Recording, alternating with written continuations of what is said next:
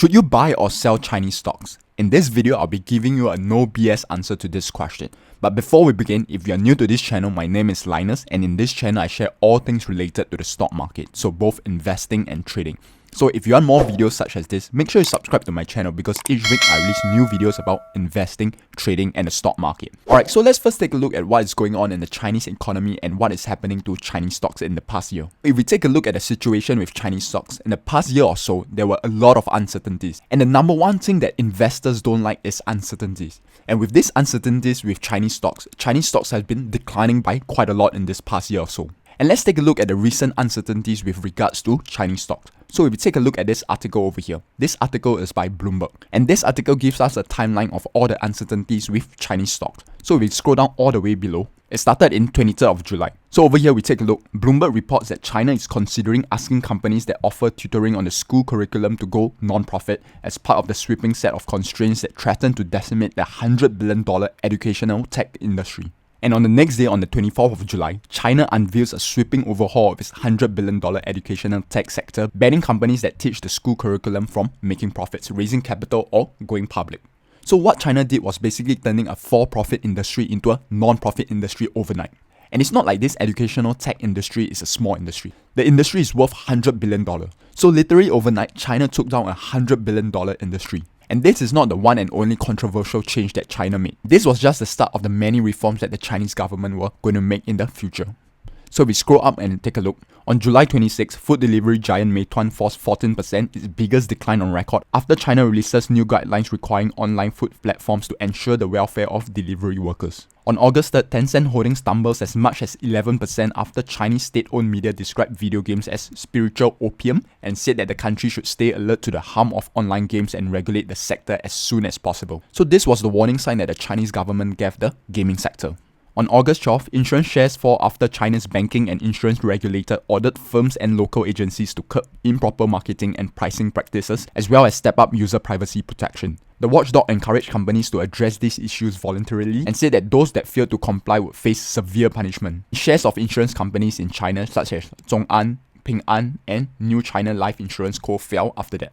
And on August 16th, tech shares including Tencent Holdings, NetEase, and Bilibili slumped after state media says China should tighten regulations of online games to ensure that they don't misrepresent history. So that was another warning sign to the Chinese gaming sector. So we continue scrolling up over here.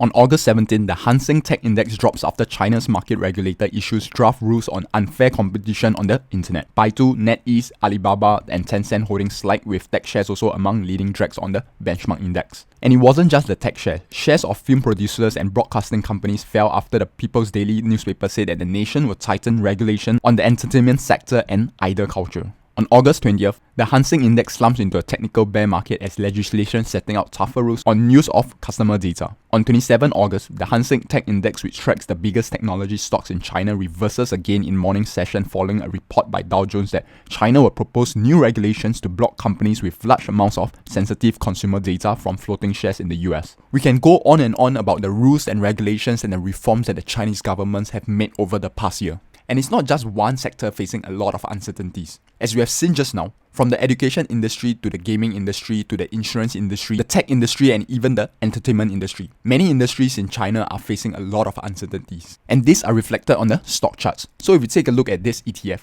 is the iShares MSCI China ETF. So this ETF tracks the overall China market. And if you take a look at this side over here, it's very obvious that this Chinese ETF is on a downtrend. So prices are making lower highs and lower lows. So then this leads us to the question, should you buy or sell Chinese stocks? So the answer to whether should you buy or sell Chinese stocks depend on this one question. What kind of investor are you? And you have to know this very clearly because if you don't, it will cause you a lot of worries and concerns along the way. And another question that you have to ask yourself is, are you able to take potential price declines of more than 15%? So if your answer to the question of what kind of investor are you is a long-term investor, then this is what you should be doing right now. You should be buying quality Chinese stocks right now. So notice I use the word quality Chinese stocks. So these stocks that you buy have to be fundamentally strong. And don't just buy these Chinese stocks because they look cheap right now. Because if you buy crappy Chinese companies right now, what is cheap can become even cheaper in the future. So if you're a longer term investor and you're okay with potential price declines of more than 15%, then now could be a good opportunity to buy quality Chinese stocks. But on the other hand, if you are a shorter term investor, you only want to buy these fundamentally strong Chinese companies when the downtrend ends and changes to an uptrend. So similar to the longer term investor, you want to buy fundamentally strong Chinese companies. But the difference here is that you only want to buy when the downtrend ends and changes to an uptrend if you are a shorter term investor. If you are a longer term investor, the trend doesn't really matter much for you, because your main consideration is only the difference between the current price of the stock right now and its intrinsic value. There are pros and cons to these two ways of investing. For the longer term investor, the pros is that you can potentially get the stock at a cheaper price compared to the shorter term investor. But with that said, because the longer term investor don't really care that much about the trend of the market, what seems low now can get even lower.